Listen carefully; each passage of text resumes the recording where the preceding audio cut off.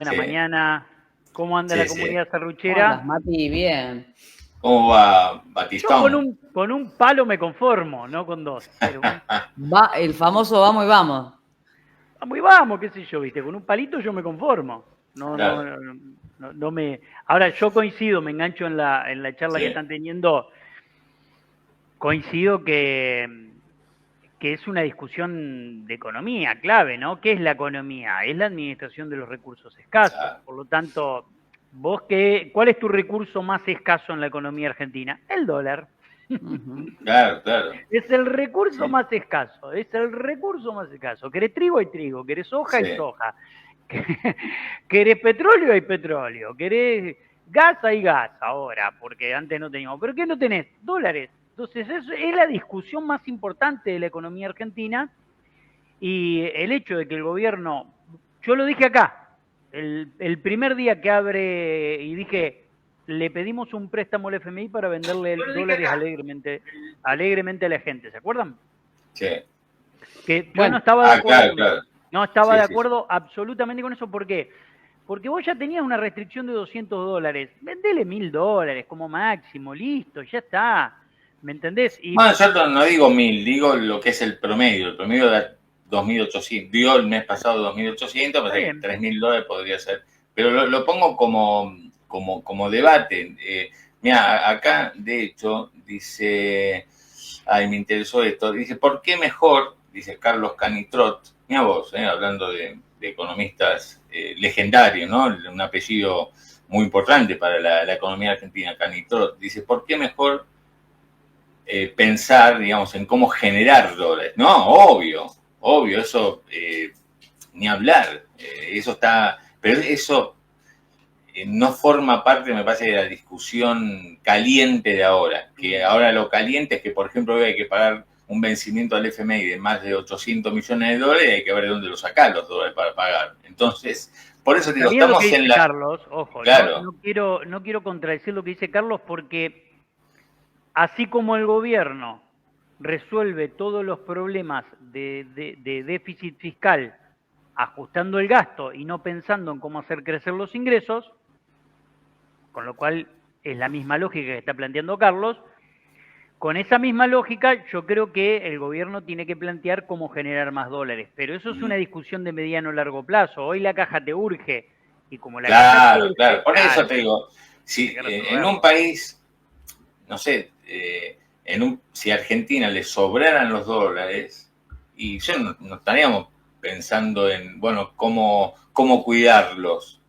Pero hoy sí me parece, porque somos un país endeudado que todavía no tenemos la capacidad o la posibilidad de refinanciar en el mercado, posiblemente lo tengamos en los próximos meses. Estamos en una Ojalá. emergencia, entonces, ¿cómo haces para administrar la emergencia?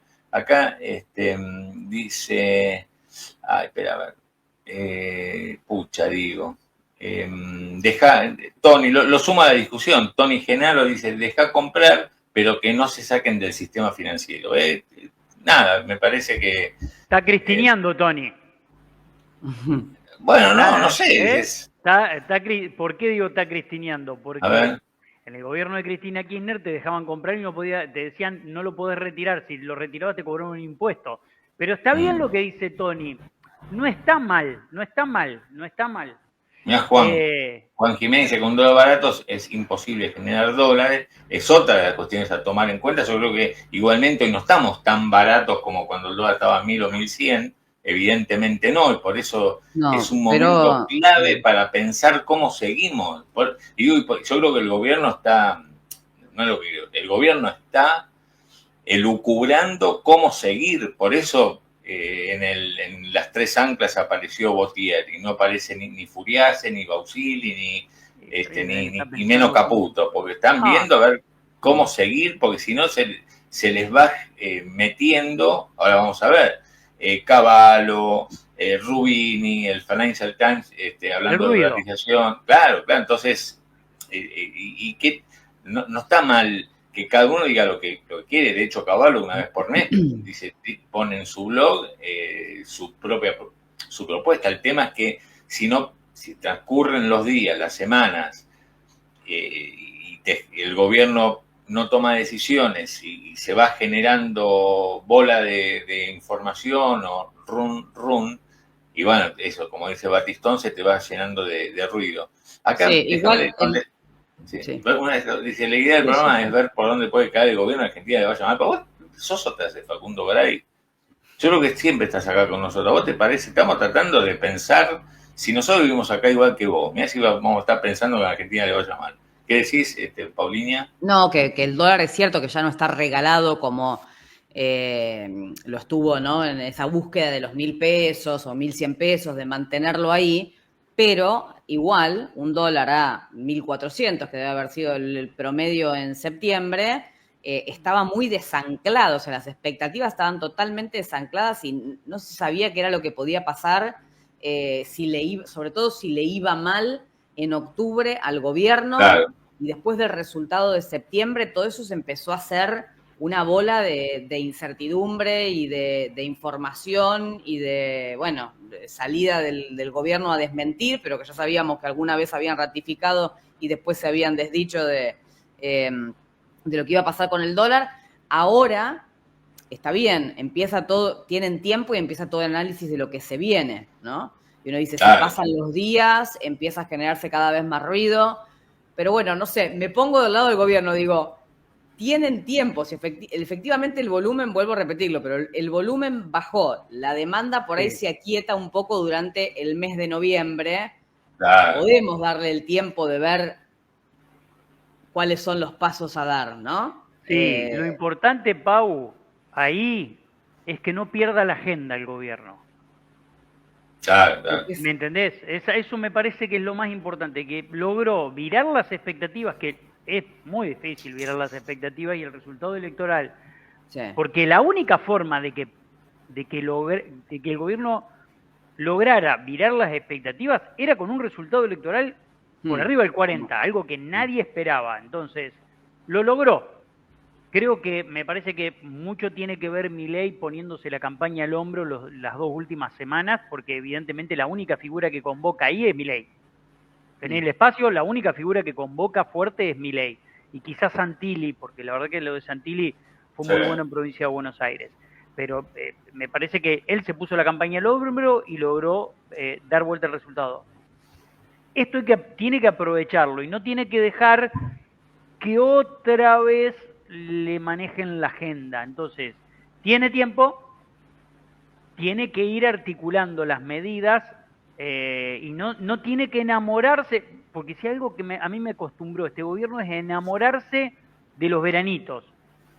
¿Viste? Se enamoran de los veranitos, se van enamorando de los veranitos y después sostienen lógicas terraplanistas. Vuelvo con la idea del terraplanismo, perdón si hay algún terraplanista en el chat. No, perdón, no pidas perdón.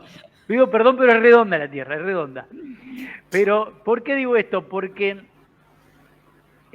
volvemos a discusiones, empieza a haber tensión y el gobierno, ¿viste?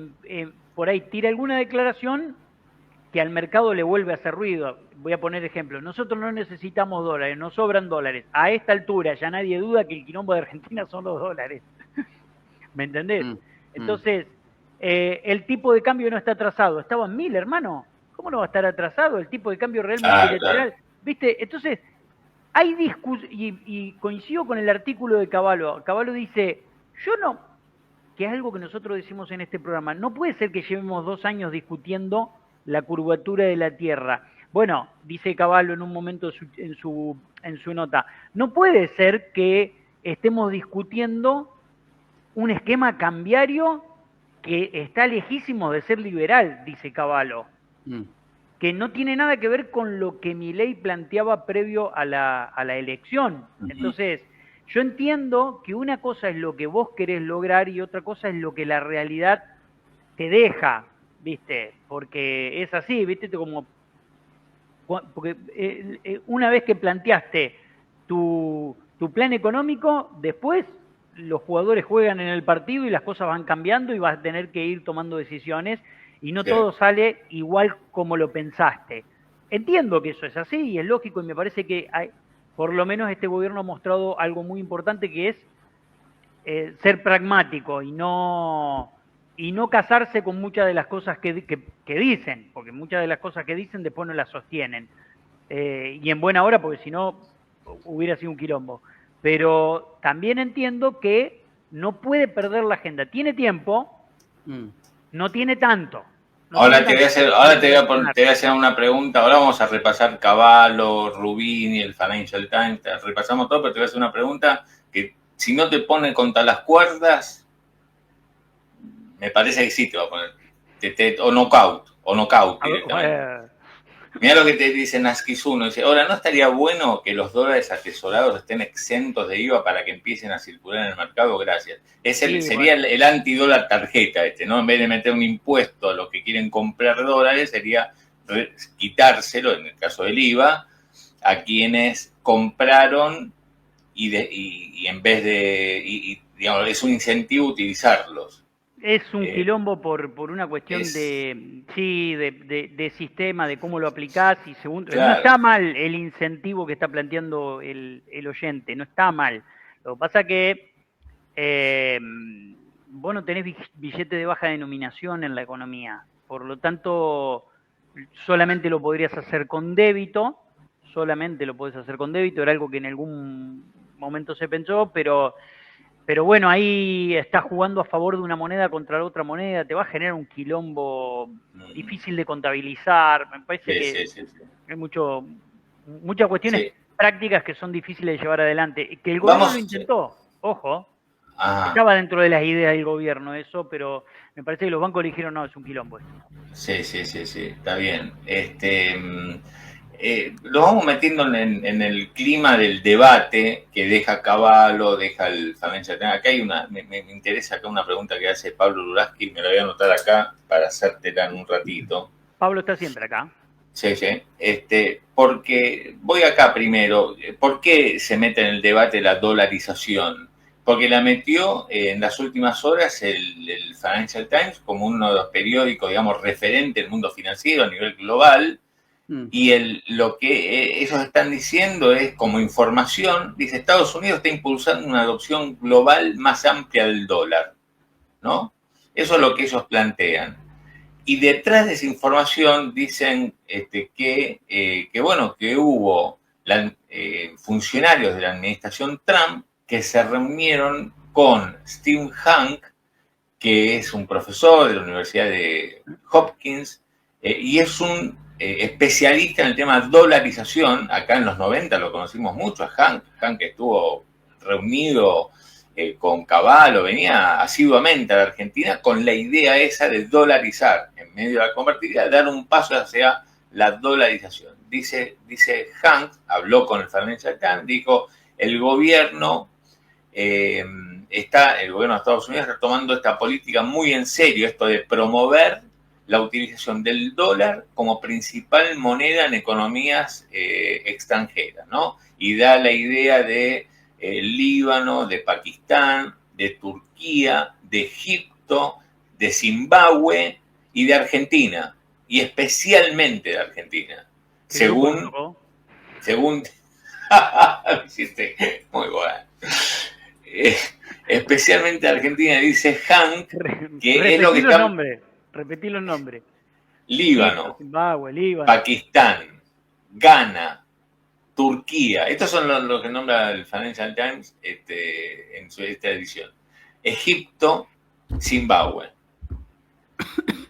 Entonces, especialmente quieren hacer esta prueba de dolarizar, porque lo que quieren hacer es contrarrestar el poderío chino, ¿no? Ven que China es expansionista y dicen, nosotros tenemos que imponer el dólar. Entonces, a diferencia de los 90, donde Estados Unidos le bajó el pulgar a la Argentina en una propuesta para dolarizar, dice, no, esta vez sí, vayamos para adelante. Según dice Hank, según lo consultaron en Estados Unidos, la administración Trump.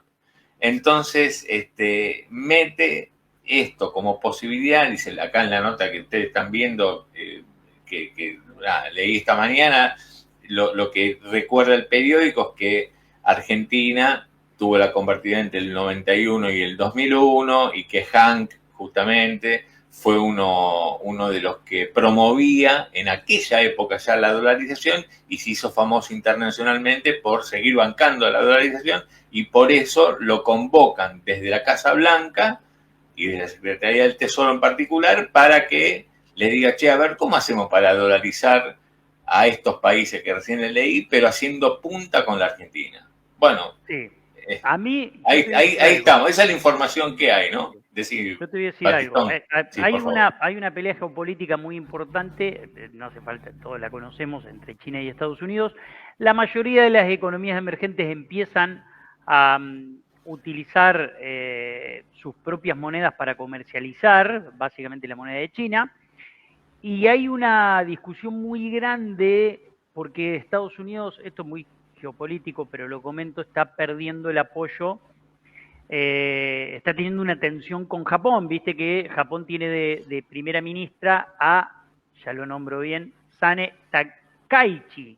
Sane Takaichi, que históricamente fue un gran aliado en la región Japón de Estados Unidos, y bajo esta dirección dijo, vamos a ser estratégicos en las alianzas, dijo ella, y vamos a ser aliados, pero sin ceder lo nuestro. Y hay una posibilidad de que Japón y China empiecen a comercializar en su propia moneda, en la moneda de China, y esto empieza a traer una cuestión muy importante y una tensión muy importante para Estados Unidos, que necesita sostener la hegemonía del dólar como moneda global. Y a mí no me gustaría ser un conejillo de Indias en este juego. Me parece que puede ser riesgoso ser un conejillo de India en este juego,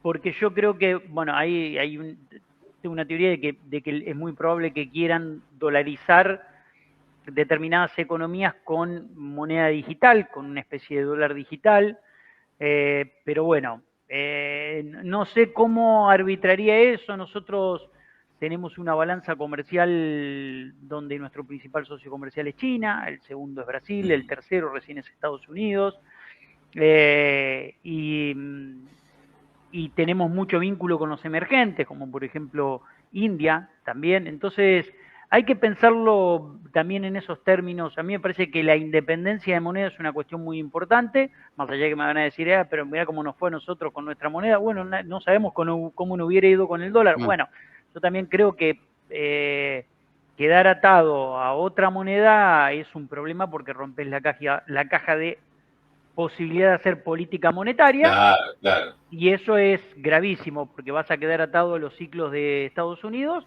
que si los ciclos son inversos a los tuyos, un quilombo. Por lo tanto, yo arranco con esa mirada, con esta cuestión, pero bueno, también entiendo que el gobierno ha quedado en una debilidad negociadora muy importante con Estados Unidos, ¿no? Eso te iba a decir, que más allá de saber que, en términos relativos uno puede pensarlo así, debilidad, otra es que Milei lo puede pensar como una gran oportunidad, no como una debilidad, porque si Milei siempre en su cabeza tuvo el tema de dolarización y ahora, siempre guiándonos por lo que sale publicado, la administración Trump está pensando, o estaría pensando, según el Financial Times, en un canal dolarizador para distintos países, pero haciendo foco en la Argentina.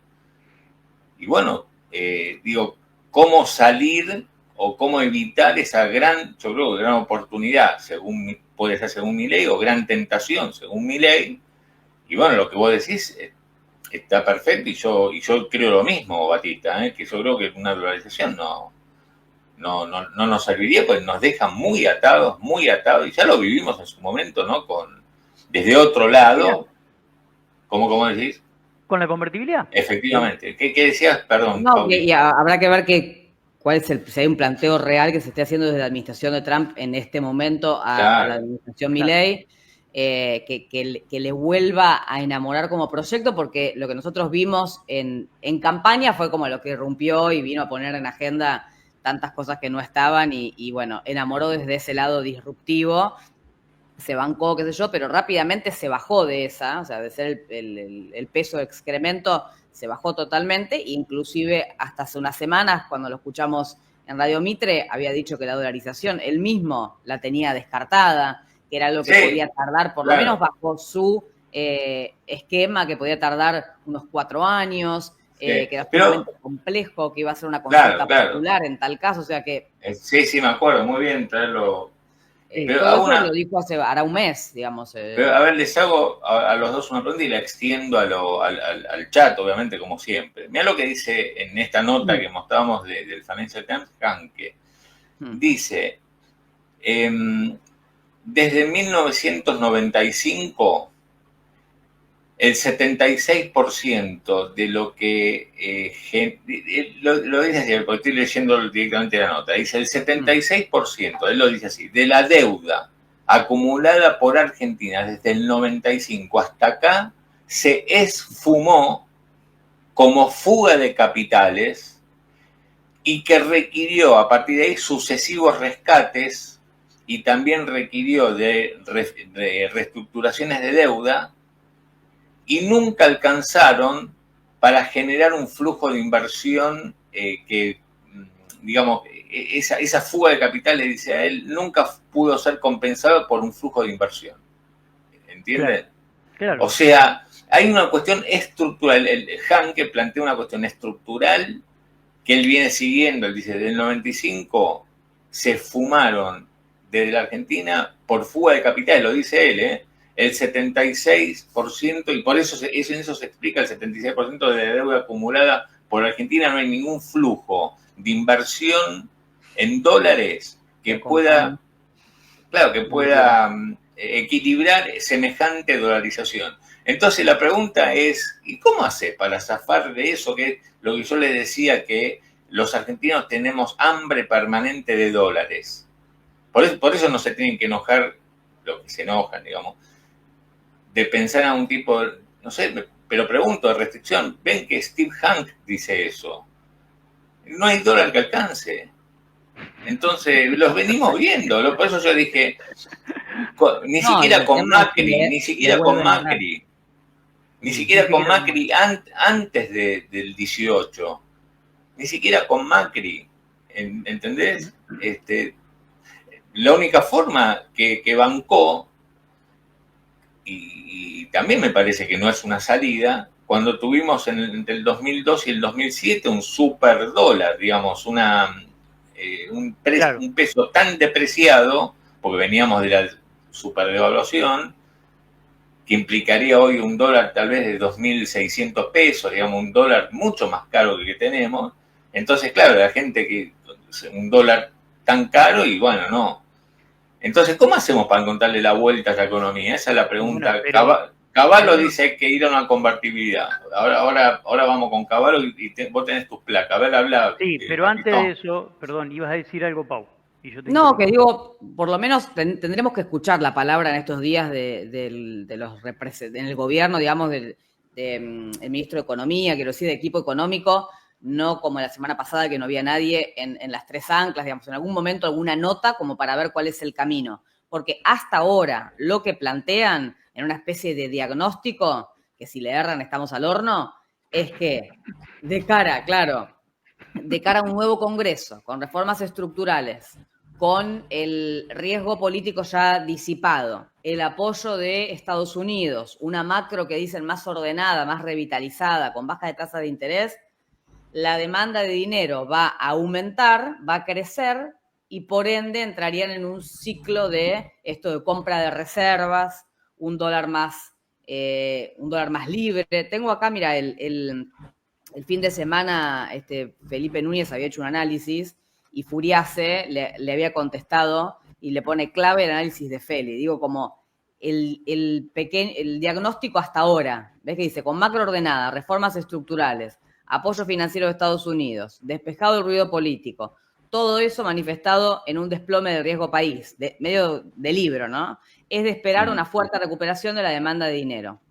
Bueno, es el tipo de cambio más competitivo versus otros momentos. Esta dinámica generará los grados de libertad desde el lado de la demanda de dinero, el dólar y la inflación, grados de libertad, para convalidar un proceso de remonetización vía compra de dólares del Banco Central.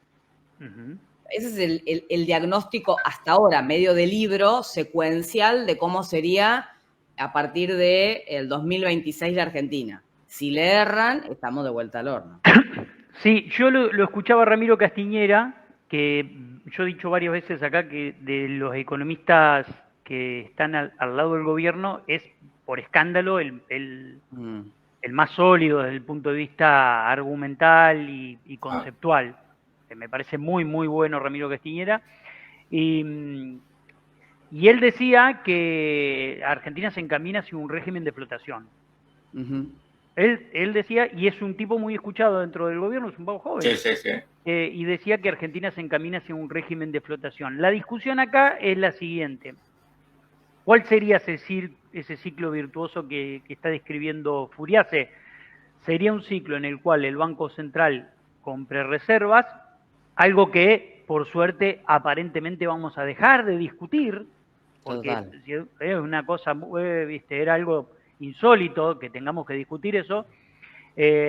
Entonces, acumulación de reservas para el sprint final de baja de riesgo país, porque no nos olvidemos que de 650 puntos a 450 puntos es como... es terrible, ¿viste? Tenés que taladrar la pared con una mecha de vidia para poder perforarla. Bueno, es así, realmente es así. La etapa final de la baja del riesgo país tiene varios factores que yo en un cachito le voy a explicar con unas placas. Pero creo que el gobierno se puede animar y el equipo económico se puede animar a ir anunciando un nuevo esquema de flotación quizás administrada o de bandas un poco más anchas y después de flotación administrada, en el cual eso no tenga un gran traslado a precios. Si eso ocurre, podría ser una segunda etapa exitosa. Una segunda etapa exitosa. Si vos lográs que el tipo de cambio, que si bien hoy está en 1.500 mangos, si vos decís, ya es competitivo, sí, pero como el Banco Central tiene que acumular reservas y como tenés que bajar la tasa de interés y como tenés que liberar el cepo para empresas en algún momento... Bueno, faltan protagonistas adentro de la historia. Claro, ¿me entendés? Entonces eso tiene que ir articulando un valor más alto. Y eso, si no se te traslada a precios, puede generar un ciclo bien virtuoso como el que comenta Claudio, 2002 a 2007. ¿Por qué el ciclo fue virtuoso? Porque la gran devaluación inicial no se te trasladó a precios y te duró. Te duró mucho tiempo. Acá tuviste, sin llegar a ser una gran crisis, digamos, ni mucho menos, lo que tuvimos en los últimos meses fue una suba del dólar. Claro. Y una ganancia en términos reales muy importante. El dólar pasó de 1.100 a 1.500, la inflación solamente acompañó muy paulatinamente. Ahora tenemos datos ahí con Paula para compartirles de lo que fue la inflación de octubre. Así que, por eso digo, me parece que yo comparto que esta es una gran oportunidad que hay para por fin, después de tantos años, es una oportunidad que tiene Milei, es meter un plan económico con un tipo de cambio real mejorado y, bueno, que ayude a crecer la economía. Tenemos ahí toda una cuestión con el dólar, que es lo que venimos hablando de temprano, que cómo hacer para bancar semejante nivel de dolarización, ya sea por lo que te compran los bancos, ya sea por los que siguen viajando, que te generan un déficit por el tema turismo. Por ahora no es compensado eso. Por ahora tal vez sí sea financiado o por el mercado de capitales o por inversiones en la economía real. No sirve. Yo coincido, ahí te paro un segundo en eso. ¿Por qué no sirve? No sirve porque muchos sostienen que, bueno, con este tipo de cambio y todo lo que es el turismo internacional, vos podés compensarlo con el ingreso de capitales. Sí, lo podés compensar.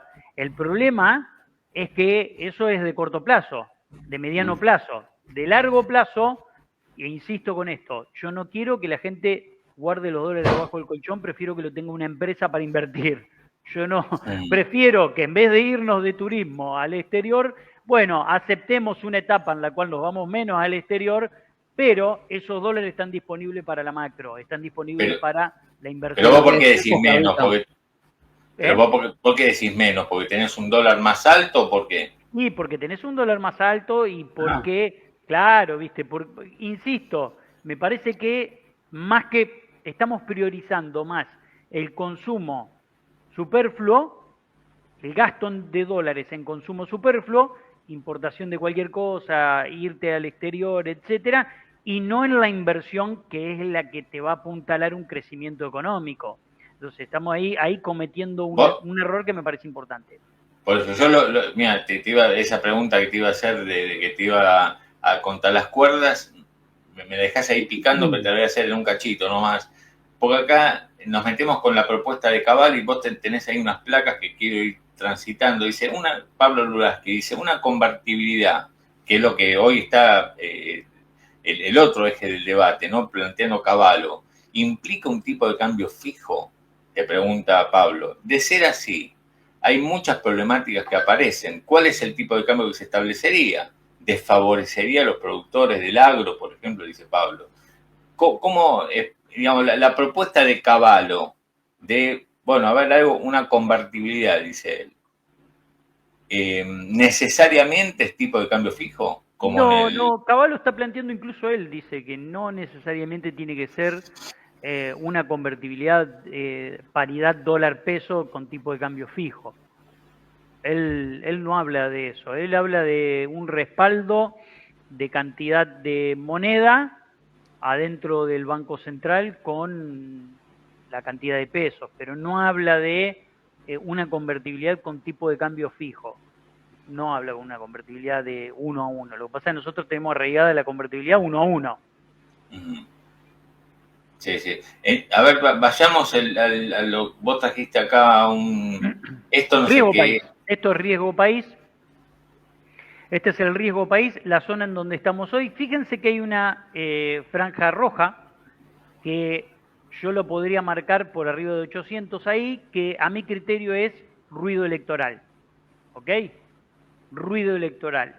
Una franja amarilla que es la etapa en la cual el gobierno trató de discutir cosas que eran indiscutibles para el mercado, y por eso el riesgo país, vos fíjate que el riesgo país, desde el año pasado, arrancaste 2025 en la zona verde.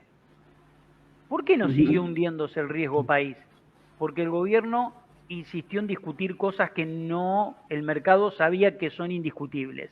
Una de ellas es, no voy a acumular reservas, voy a seguir con el CROR al 1%, el tipo de cambio va a ir a 900, la verdad que esto es así. Bueno, cuando el gobierno empezó a insistir con esas cosas, fíjense cómo se volvió el riesgo país. Y empezaron a terminarse los dólares, Mati. Empezaron a terminarse los dólares. Empezaron a terminar los dólares. Vos fíjate que en ese momento nadie discutía que el gobierno ganaba las elecciones, porque era el momento en donde las encuestas le daban allá arriba. Entonces, ¿a dónde estaba el riesgo político ahí? ¿Por qué subía el riesgo país?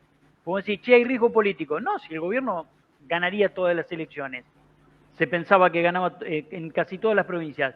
Sin embargo, el riesgo país subía. Fíjate que en mayo llegó casi a los 1000 puntos, en abril, que fue cuando te quedaste sin dólares. Ellos dicen que ahí, cuando la oposición ve ese nivel de riesgo país, empiezan a torpedear desde el Congreso, en marzo. Ajá. ¿No? Cuando van ya a la apertura de sesiones ordinarias, te acordás todo el discurso de Milei, donde también se metía toda la incertidumbre sobre el acuerdo con el Fondo Monetario, y una oposición que ya empezaba como a armarse para torpedearle todo en el Congreso. Dice él que empezaba a olfatear eso desde Perfecto, perfecto. Sigamos, porque este gráfico es muy importante para entender esa lógica. Ajá. Entonces, fíjate que a mitad de marzo tocaste con un riesgo país de 1000. Te torpedeaban, etcétera. Ahora, ¿por qué bajó el riesgo país después? Porque acordaste con el FMI un esquema en el que te comprometiste a comprar reservas. Claro. ¿Y el mercado qué hizo? Ok, pulgar para arriba, viene una nueva etapa, dijo el mercado. No me importa lo que pase electoralmente, viene una nueva etapa. Bajó el riesgo país hasta que en agosto te quedaste de vuelta sin dólares y tuviste que ir, fíjate cómo arranca septiembre, fíjate que el mercado se quedó tranquilo hasta julio. Julio terminó la liquidación de la cosecha gruesa y empezó a subir porque vio que el gobierno seguía porfiando con las mismas cosas, y fíjate a dónde se te fue el riesgo país. Ahora, ¿qué lograste? Disipar el ruido electoral, ¿y a dónde te quedaste? En el mismo lugar en donde estuviste todo el año. Todo el año. Fíjate que todo el año estuviste con este riesgo país. Te podés meter en la zona verde y ahora depende de vos. De acumular reservas. Ahora depende Hay un exclusivamente dato de que vos. se va a conocer hoy, lo vamos a conocer cuando publique el Banco Central la serie diaria, pero aparentemente habría el jueves comprado unos 700 millones de dólares, estaba revisando recién. Fantástico, Un dato que se fantástico. empieza a rumorear, digamos, en Sí, el pero que mercado, en el el cibermercado, pero tesoro, decís, el tesoro, Sí. tendrá Sí, algo que ver el jueves. con el vencimiento de hoy de Hay un vencimiento, sí, del que con el fondo, de fondo, 700 800 y millones. pico, ¿no? Pero Ah, no será un traspaso de, ¿entendés lo que te digo? podría ser. Un puede traspaso intersector público, no que le hayan comprado, no que hayan salido del mercado, ¿entendés? Mm. Sino que Bueno, lo vamos intersector a terminar público de para confirmar poder, hoy. pues, Es se verdad, pagan DEGs, pero me suena que, que puede venir por ahí. Sí, porque es posible que sí.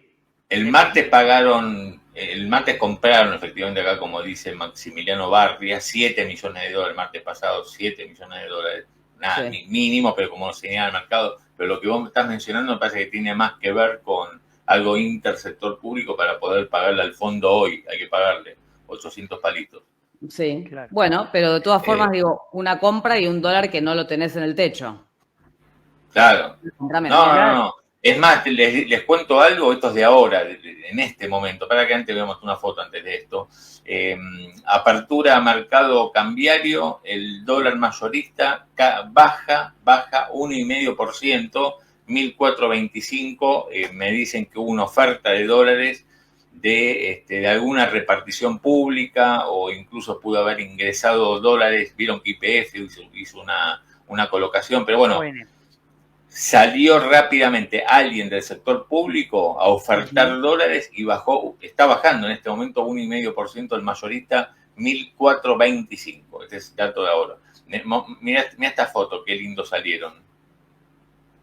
Esto es de ahora también, Casa Rosada, Milei, Muy bien. Gabinete Nacional, miren las caras, miren quiénes están, miren las caras, las posiciones. Está Santilli Está debutando. Caputo. Sí, sí. Santiago Caputo. Sí, sí, por eso digo, miren, manos en los bolsillos, ahí, ¿Habrá último a la algún anuncio derecha, con Santiago Caputo? y por ahora no trascendió. Digamos, lo sumó ahí Milei como alguien que Buena jugada forma parte del gabinete. la del Colo Santilli como ministro del Interior. Me parece Sí, buena jugada, ¿eh? Muy sí. buena jugada esa. Y justo cuando habían salido los gobernadores un poco a mostrar intranquilidad o preocupación, porque dicen Adorni no lo conocemos, Macri diciendo no tiene experiencia, viste, lo salieron Macri digamos, a matarlo, digamos, a mostrar su disgusto, ¿no? Mm. Por la Fuerte, decisión fuerte. de Adorni Claro, como jefe jefe de de gabinete. gabinete. Pero rápidamente, acá yo coincido con vos, de una manera muy audaz y yo creo que positiva, para lo que está buscando el gobierno, que es la negociación con los gobernadores, poner a alguien como Santilli, que si hay algo que sabe del manejo de la política, conocimiento, digamos, él fue durante años subjefe o vicejefe acá en la ciudad, fue candidato en la provincia a gobernador, ahora acaba de hacer una excelente elección, creo que es una persona que está empoderada por las últimas elecciones. Bueno, hay una chance que tiene Milei Sí. justamente, pero bueno, viste, cuando se pensaba que era el jefe de gabinete Adorni, no conoce a los gobernadores, bueno, Santilli no Sí, es Adorni, ¿no? Y el look de Santilli no es Milei, Adorni. que se mantiene con corbata ya Sí, sin la es doble verdad. campera de Sí, cuero. sí, sí. Sí, Chao. sí, sí, sí, Todo basta de la otra campera de cosa. cuero. La que está al lado de Petovelo, que Sí. alguien preguntaba por ahí, es María Barzábal, que es como el Ah, cerebro jurídico, como le dice, o algo así, le dice Claro, Milei, y está pero Cunio Libarona, sí sí, está y Cunha muy también. serio, es el más serio de todos, Sí, pero Cunio ¿no? Libarona sí. renunció. No Renunció de escuché bien. palabra, No, no. testimonial. Ah, testimonial. Ahí está. Pero me parece Ninguno. muy bien porque el Colo Santilli compensa mucho lo que Adorni no. A mí me parece que Adorni, más allá de que es una persona de extrema confianza del presidente y lo está premiando poniéndolo de jefe de gabinete, me parece que, qué sé yo, de jefe de gabinete siempre es importante tener a alguien con mucha experiencia, ¿no? Pero bueno, Sí, sí. Ahora, ahí está Martín Menem también, Mm, alguien mm. que queda ratificado, Mm. si bien todos los editorialistas políticos durante el fin de semana lo daban ya como continuador ahí en la Cámara de Diputados, acá aparece en el centro de la foto, ¿no? Y está también, bueno, debutando en una reunión de gabinete, Pablo Kirchner, que hasta ahora era secretario de Finanzas, ahora el canciller, ahí lo ven, es el más sonriente, ¿no? Ninguno imita el gesto de los pulgares hacia arriba de Milei. Es verdad. No. Que no significa, pero bueno, eso es la imagen. Lo que me llama la atención es, ya no me llama la atención, perdón, pero que nos llame la atención. Bausili, presidente del Banco Central, en la reunión de gabinete. Ah, sí, vos decís, la independencia del Banco Central te la debo, ¿no? O sea, ya está. Digamos, si hay algo que... Por suerte, sí, está bien, ya está. Después de acá no se va a discutir más que un Banco Central sea independiente, digo, ya está, listo, terminó. Se terminó, esto es Argentina. Esto es Argentina, es distinto. Viste como dice Chiquitapia, no lo entenderías. Claro, por eso, ya está, listo. No hay nada por delante, se perdió ese debate, ¿no? El Banco Central independiente, qué independiente. Sí. Ya está, listo. Además, cuídenlo a Bausili porque para mí Bausili sabe mucho. No, bueno, pero lo cuidan. Mira cómo lo cuidan, que lo meten ahí en la foto. Escuchá, esto es lo que traías vos, Batistón. Mirá que tengo la pregunta, pero para hacerte, te voy a dejar entrar, solo vas a ver lo que te va a pasar. Aparte, hoy como vos también, venimos medio como muy golpeados por el fútbol. Uy, tremendo. Encima, bueno, los que no vieron el partido de River anoche no lo saben, pero en el último minuto, en la última jugada, nos dan un penal y Borja la patea y se la atajan. Yo estaba en la cancha. Me imaginé, dije, uy, Claudio está en la cancha. Todo culpa de mi pibe que me lleva a la cancha y de yo estaba tan... No, igual en la cancha en estos momentos de crisis el hincha lo vive mejor si hay una posibilidad. Casa, la derrota la viví mejor. Y porque estás con ayer un hombre grande también como yo, te viví. Me mira y me dice, no puede ser. Y no puede ser, hermano. Entonces, no, pero nos sale todo cruzado. Che, Villalba dice, no jodan más con el fútbol. No jodemos más, Vidal, Villalba, ¿no te das cuenta? Basta de Borja, dice Gonzalo. Gonzalo el Piti Martínez, si él dice basta de Borja, basta de Borja. Acá la pregunta es si más que basta de Borja, basta de Gallardo. Esa es la pregunta. Pero no es la pregunta que le voy a hacer a Batistón. Batistón, ¿por qué decís el riesgo país en su hora clave? Es por lo que explicabas recién, pero... Claro, es determinante. Estamos en el... Claro, por eso traje el gráfico del riesgo país y creo que está en su hora clave. Si el riesgo país va a consolidar la baja, se va a ubicar en la zona verde, pero para que eso pase... ¿Zona verde es abajo de cuánto, Batistón? ¿De 500? Para mí abajo de 500. Muchos dicen con 550 ya podés rolear, pero roleás muy caro, ¿viste? Con 550. Claro. Tenés un quilombo ahí porque no podés, por ley, no podés rolear deuda a mayor costo que el que traías. Tenés una cuestión ahí con la ley de administración financiera. Hay un tema. Hay un tema importante y me parece que la baja del riesgo país tiene varios puntos. Primero, Argentina es un defaulteador serial de su deuda, ha defaulteado históricamente su deuda, y si hay una frase de Milei que se la podemos atribuir a Milei es que Argentina es un defaulteador serial. Es una frase de Milei. ¿Cuál es el problema con esto? Que para que vos entres en zona de roleo, esto es lo que estoy pensando en voz alta, por ahí me equivoco y ojalá me equivoqué, pero históricamente al ser un defaultador serial te van a exigir o garantías, que para eso puede estar el Tesoro de Estados Unidos medio poniéndote las rueditas para que vos puedas andar en bici, hasta que después te la saquen y vayas solo, o te van a pedir otro tipo de exigencias, ¿no? Por eso nosotros insistimos con la importancia de acumular reservas. Segundo punto que tenés. Se metió no solo el FMI como acreedor de primer orden, vieron que en un concurso de acreedores vos en un concurso, para explicarlo técnicamente. El primero que cobra es el fondo. Exacto, vos en el concurso de acreedores convocás a todos tus acreedores y hay acreedores que tienen privilegios, se llama acreedores privilegiados. Y después hay un conjunto de acreedores globales. Entonces, en ese marco de la reestructuración de tu deuda, hay algunos que van a tener privilegios, como porque tienen garantías sobre determinadas cosas, etcétera. Uno de los que tiene privilegio, por eso pongo acreedor de primer orden, es el FMI. Y un acreedor que se te metió, pero perdón, ya lo tenías al FMI desde que entró en el 2018. El FMI te volvió a prestar plata este año, por lo tanto, con más deuda se te mete cada vez más adelante en la fila, ¿no?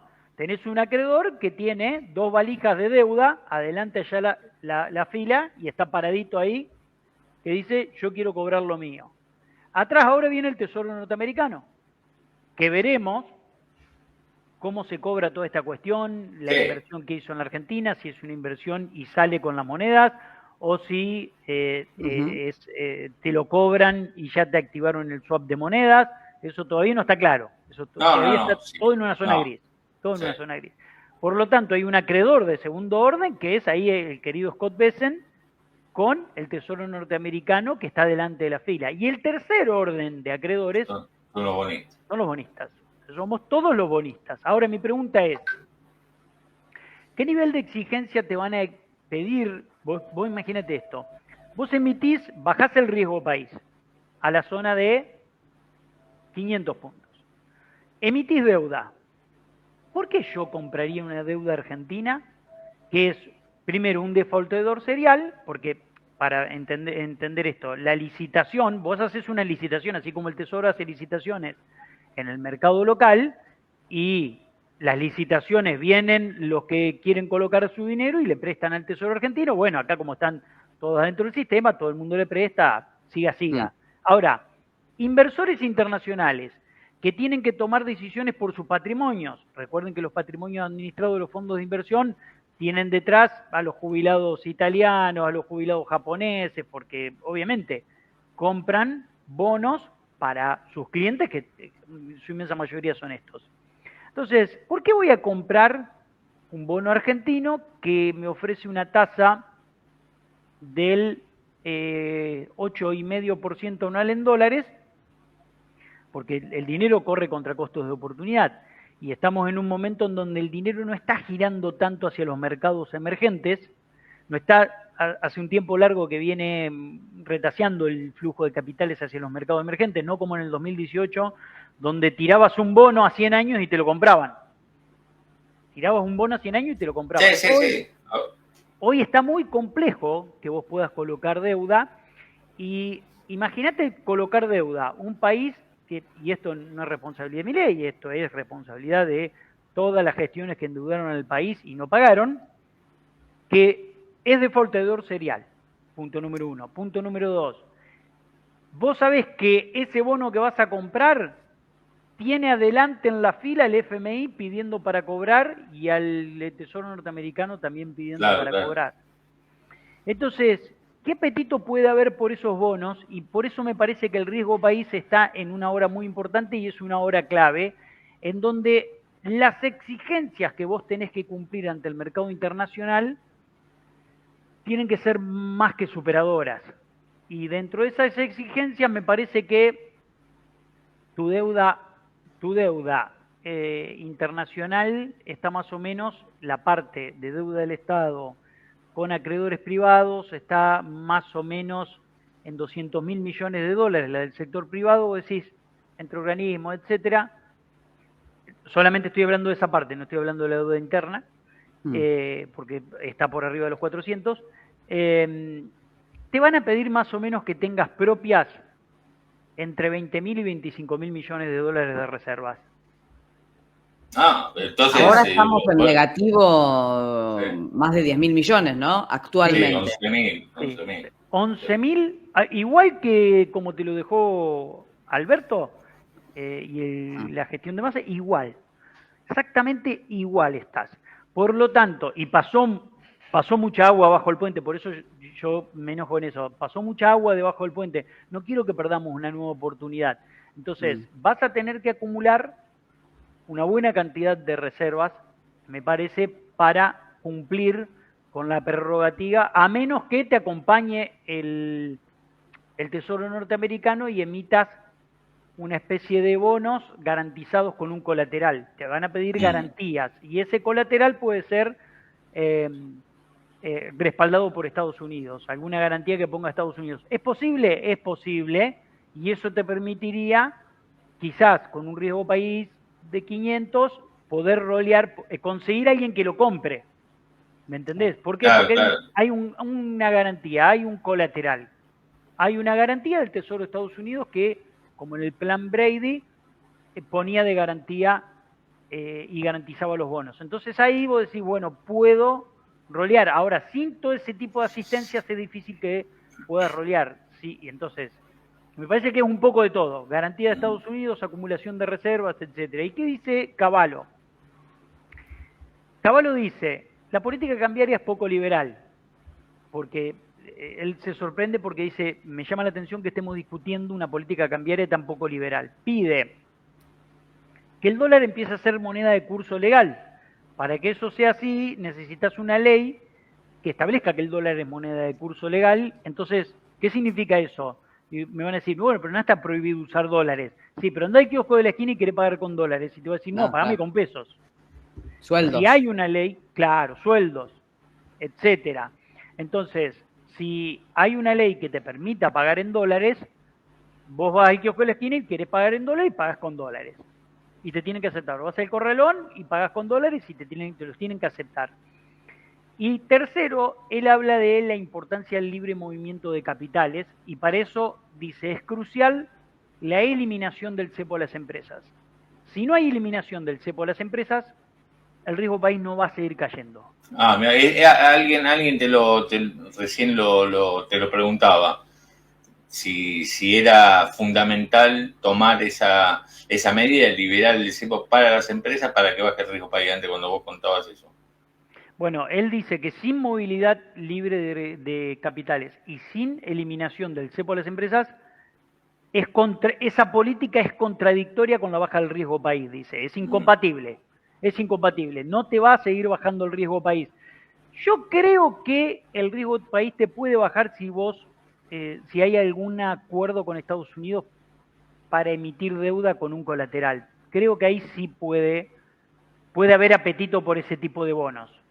Puede haber apetito por ese tipo de bonos. Pero si no, es difícil que haya apetito por bonos. Yo me pongo en el lugar de un inversor. ¿Por qué voy a aceptar un bono al 8.5? Porque el problema de los bonos argentinos para mí, y esto lo digo como inversor, ¿no? Que cuando vuelvan a tener una tasa de un dígito, va a aparecer el incentivo a vender.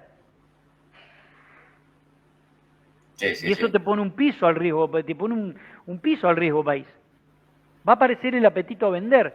Si vos sos un bonista que tiene bonos argentinos y el bono lo tenés desde hace mucho, o desde la semana pasada cuando estaba en 60% de paridad y ahora está en 70 y pico y llega al 80 y la tasa comprime al 8 y ahora te hago una pregunta, Batistón, que te vengo amagando de temprano. Justo estaba leyendo, tengo acá un informe del último de María del Poyeto, dice que las reservas internacionales,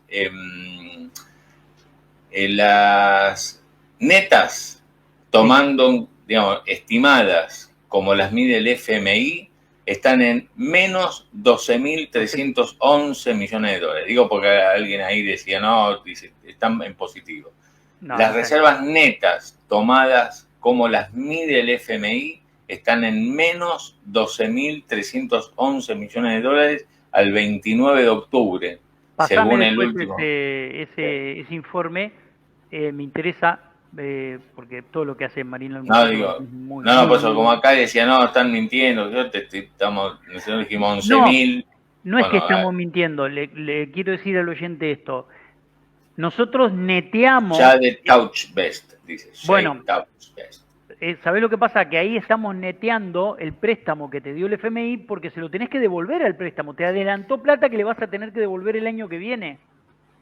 Por lo tanto, tenés que descontar eso. Claro, claro. Tenés que descontarlo. Estamos hablando de reservas netas. Entonces, si hay algo que se le cuestiona a este gobierno, es el manejo de una política cambiaria que necesitó 2 rescates, chicos. No discutamos la curvatura de tierra, necesitó 2 rescates y el problema pasa por ahí. Una cosita, Batistón, la pregunta que te hago es, y no te escapes, No. ¿qué medidas? Porque estamos hablando desde que empezamos esto, mira.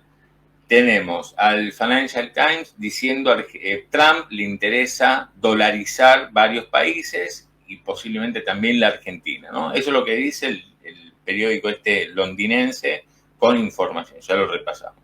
Tenés a Cavallo diciendo hay que levantar las restricciones a las empresas, hay que ir hacia una convertibilidad. Tenés a Nouriel Roubini, que habló en La Nación con Nouriel Roubini, que es uno de los destacados economistas a nivel internacional, digamos, que sigue muy de cerca la economía argentina, el llamado el doctor Catástrofe, fue el que anticipó la crisis global del 2008, le hace una nota a José del Río en La Nación, nuestro colega, dice que él es muy positivo con la Argentina. Dice, soy muy positivo, constructivo, dice que rápidamente la economía argentina va a crecer, dice, espera un poquitito, a ver algún textual, pero bueno, dice, estas elecciones fueron muy importantes, el hecho de que haya logrado una victoria tan fuerte demuestra que el pueblo argentino comprendió que la política anterior debía detenerse, lo que se viene es un crecimiento sostenido, rápido, muy positivo sobre la economía argentina, Nouriel Roubini. Frenkel, por el contrario, economista heterodoxo, de origen radical, dice este modelo económico se acabó. Estados Unidos no puede estar financiándonos permanentemente, en una entrevista que le hace Jorge Fontevecchia el fin de semana en Perfil. Teniendo este arco, digamos, este marco de opiniones, de todos, digamos, de distintos, incluso signos ideológicos y formaciones, la ortodoxia, la heterodoxia, te pregunto a vos, ¿qué necesita la economía para rápidamente crecer? ¿Cómo haces para que crezca la economía? Y ahora vamos a charlar en minutos nada más con alguien que es experta, una economista experta en economía real, en economía con las empresas. A ver, ¿qué necesita Batistón para que rápidamente crezcamos? Urgente, la economía necesita desarmar el cepo en pesos que destruyó el funcionamiento económico por una tasa de interés insólita, insostenible y que no puede seguir más. Vos necesitas urgente desarmar ese cepo en pesos y que la tasa de interés confluya a tasa de interés razonable, que sea compatible con la vida humana, que sea compatible con la vida económica.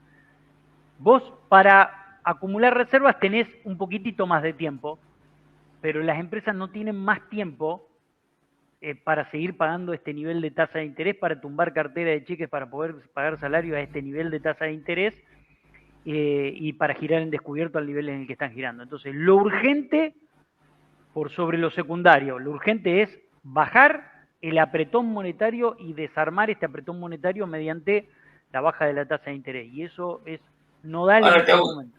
O sea, vos decís, lo primero que hay que hacer es bajar la tasa de interés porque está ahogando a las empresas. Sí. Acá Martín dice, con lógica, necesita crédito. Pero la pregunta que yo te hago es la siguiente.